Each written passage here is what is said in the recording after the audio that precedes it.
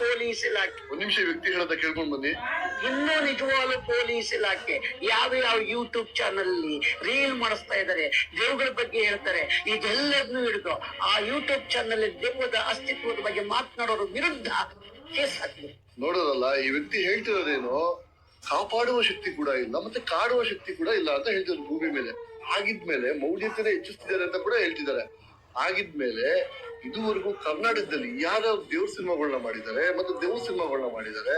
ಉದಾಹರಣೆಗೆ doctor Rajkumar sir ಕಾಲದಿಂದ ಹಿಡಿದು ಇಲ್ಲಿವರೆಗೂ ನಮ್ಮ ಧರ್ಮದ ಅನುಸಾರವಾಗಿ ನಮ್ಮ ಪೂರ್ವಜರು ಏನೇನು ಇಟ್ಟಿದ್ದಾರೆ ಅದರ ಪ್ರತೀಕಾರವಾಗಿ ಯಾರು ಸಿನಿಮಾಗಳನ್ನ ಮಾಡಿದ್ದಾರೆ ಎಲ್ಲ ಕೂಡ ಬ್ಯಾನ್ ಮಾಡ್ಬೇಕು ಮತ್ತೆ ಎಲ್ಲರ ಮೇಲೂ ಕೂಡ ಕೇಸ್ ಹಾಕ್ಸ್ಬೇಕು. ಇವ್ರು ಹೇಳಿರೋ ಪ್ರಕಾರ ಕೇಸ್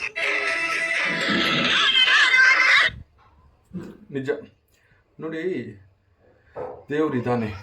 ದೇವರಿದ್ದಾನೆ ಅನ್ನೋದಕ್ಕೆ ಸಾಕ್ಷಿ ನೀವು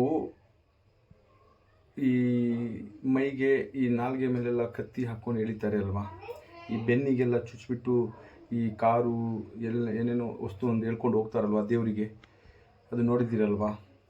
ಅದೆಲ್ಲ ಸುಳ್ಳು ಅಂತ ಪ್ರೂವ್ ಮಾಡಿ ನೋಡೋಣ. ಆಗುತ್ತಾ? ಆಗೋದಿಲ್ಲ. ಅವ್ರು ಹೇಳೋದನ್ನು ಎಲ್ಲನೂ ನಂಬೋಕ್ಕಾಗಲ್ಲ, ಅವ್ರು ಹೇಳೋದೆಲ್ಲನೂ ಸುಳ್ಳು ಅಂತಲೂ ಹೇಳೋಕ್ಕಾಗಲ್ಲ. ಆದರೆ ಅವರು ಎಲ್ಲನೂ ತಪ್ಪು ಅಂತ ಹೇಳೋದಿದೆಯಲ್ಲ, ಅದು ತಪ್ಪು.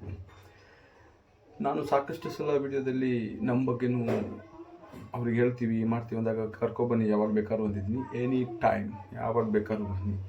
ಧರ್ಮ ಸತ್ಯ ಇದ್ದಾಗ ಯಾರಿಗೂ ಹೆದರಬೇಕಾಗಿಲ್ಲ.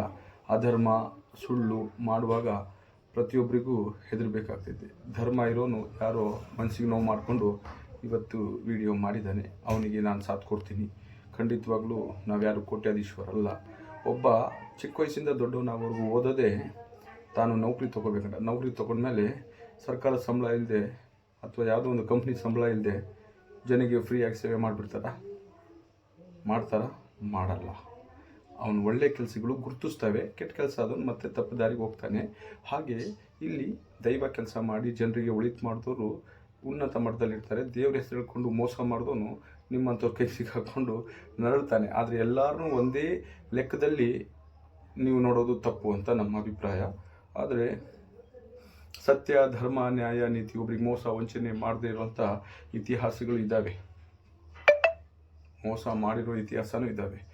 ಆದರೆ ಅವರ ವಿರುದ್ಧ ಮೋಸ ಮಾಡಿದವ್ರ ಬಗ್ಗೆನೇ. ಆದರೆ ಎಲ್ಲರೂ ಒಂದೊಂದ್ಸಲ ಒಂದೇ ಅಳತೆಯಲ್ಲಿ ಅಳೆದಾಗ ಕೆಲವು ಟೈಮಲ್ಲಿ ಧರ್ಮ ಎತ್ತಿ ಮಾತಾಡಬೇಕಾಗ್ತೈತೆ.